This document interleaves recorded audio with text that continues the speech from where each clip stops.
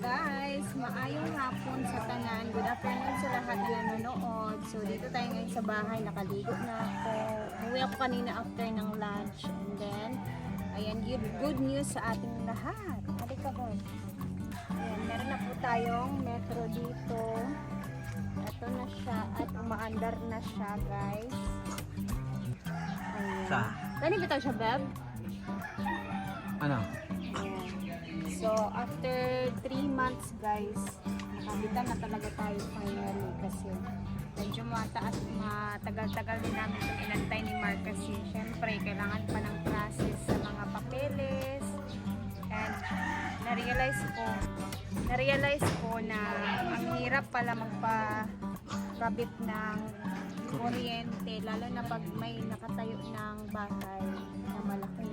So, mahirap pala siya, guys, na hindi siya mahirap. Kumbaga, matatagalan kasi siguro natagalan lang kami dahil sa aming budget. Kasi syempre nag-aantay kami ng budget. Pero hindi naman talaga siguro ganun katagal kung meron ka nang nakaredy, no?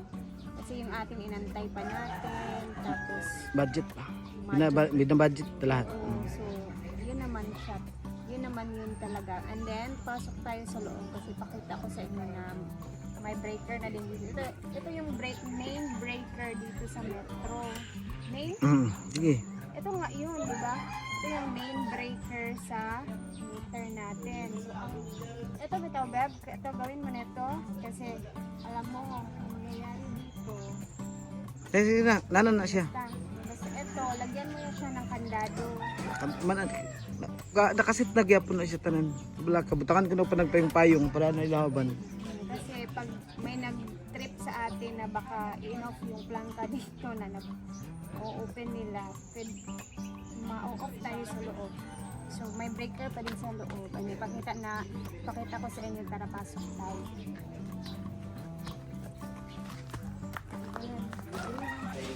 Ito na yung breaker namin sa loob, guys. Dalawang breaker siya. Ayan. Number 1, nakablagay na dito outlet.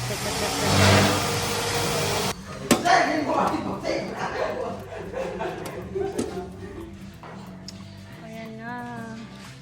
Sisimulan na ang pagkakating.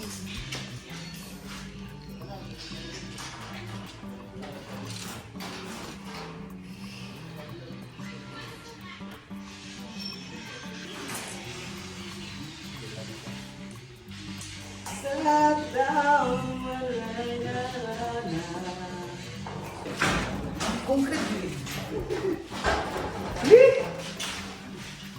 Lansang man. Gawa sila ng banibagong damba. So, since, ayan, may mga kahoy pa naman yung nung kubo dito, guys. Yung luma nating kubo, guys, is pinagtatanggal nila kasi kailangan namin ng kahoy para sa damba. So, para hindi na bumili, and wala din naman yung gamit, ayan, tinanggal nila para gawing damba doon sa gilid ng bahay kasi, gilid ng daanan kasi maglalagay na sila ng mga metal cladding doon.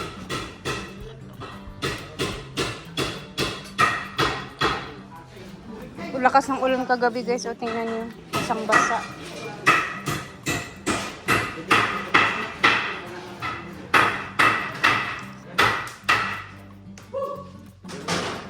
Ito ang isip ko.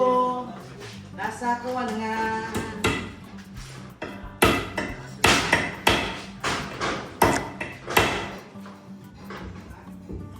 Ito dia. Ubi, mangguna.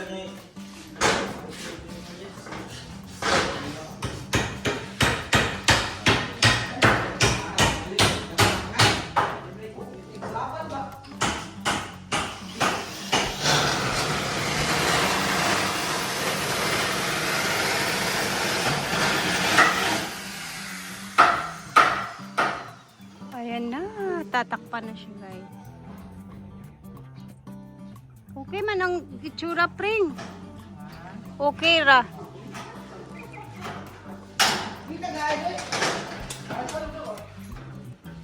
Kaysa katong green ganina. Wala jud. Adi naman kayo halata. Inita na sila dito guys.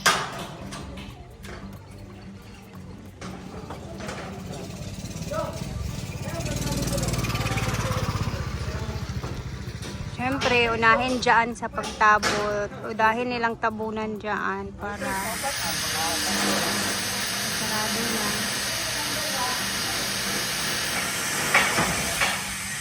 At saka sila maglalagay ng framing naman dyan sa ceiling sa labas. Kasi kailangan matakpan muna yan dyan banda.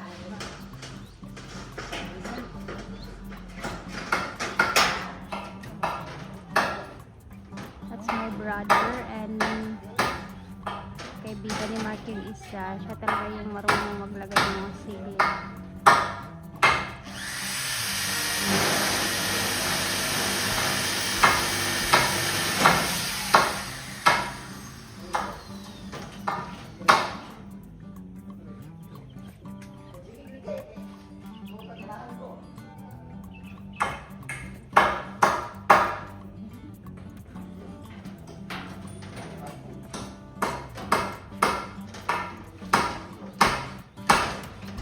Ayan na yung mga pinagdugtong-dugtong nila nga kahoy din sa liit na kubo.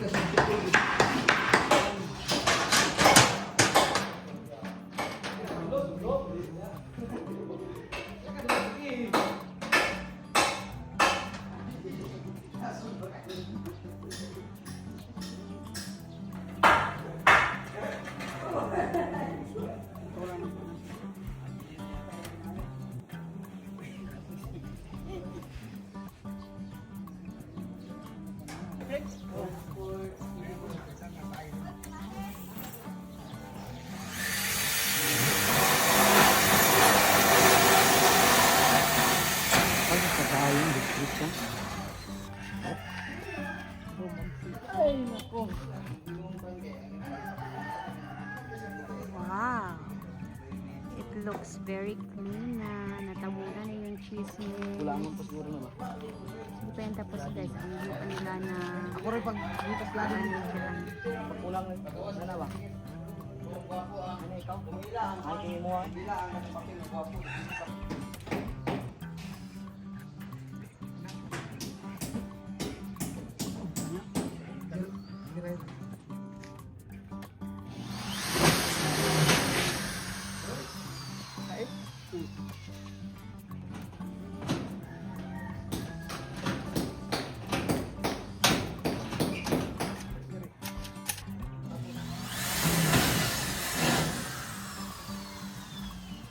Hindi mo pinta lang ta.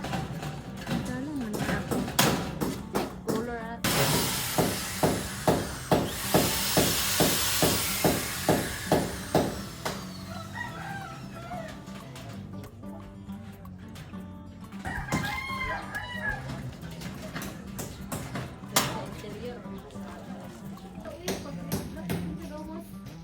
Nakita ang photographia ko.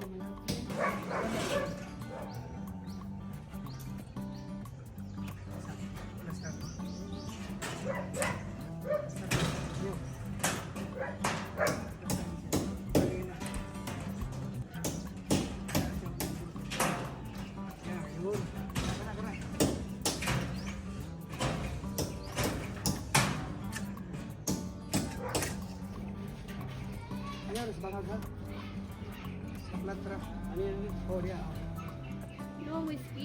Ano ka? Whiskey na, hindi nila ako ma-excited na kayo eh.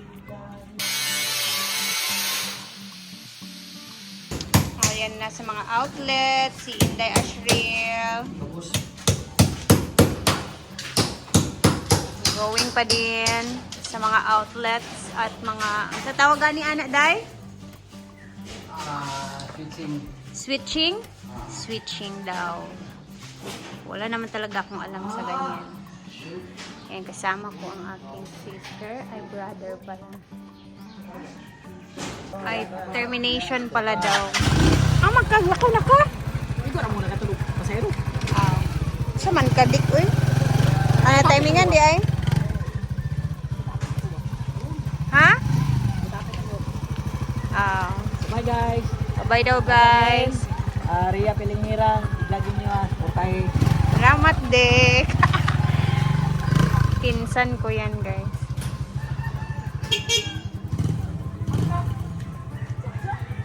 Ay, happy ako. At least kahit pa paano meron tayong nagawa ngayon. Merong bago ulit na makikita dito sa bahay. Ay, salamat, Lord. Ayan na. Natapos din nila yung dito banda. Ngayong hapon na, guys. So, ay, salamat, Lord.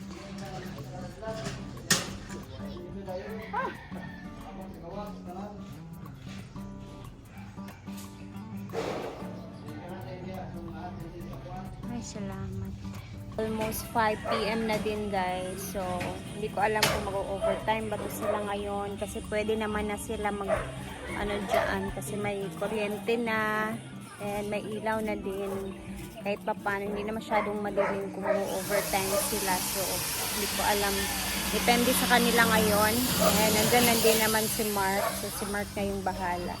Anyway, ako magbababay na. And, ayan, thank you, Lord. Meron na din, at least kahit pa paano, meron nang nakakitang another improvement naman dito sa bahay na pinapagawa natin. Ayan na siya, guys. Medyo tagilid siya tingnan kasi yung daan namin dito is pang-pang siya kapag dito ako banda. Oo. So anyway, happy and thank you sa inyong lahat na laging nanonood. Kahit medyo mahina tayo ngayon sa views, okay lang yan. That's part of vlogging. Ang importante ay maging consistent lang din tayo lagi. Papasaan pa hindi naman ganito lagi yung ano. Syempre may mga times na down tayo, meron din times na okay tayo. So laban lang. Ang importante is lalaban pa din tayo sa buhay. Yun lang naman ang importante sa lahat. Lalaban tayo sa hamon ng buhay. Anyway, God bless everyone. Salamat sa laging panonood. Abangan natin yung mga next update dito sa bahay na to. Thank you, Lord. Bye muna.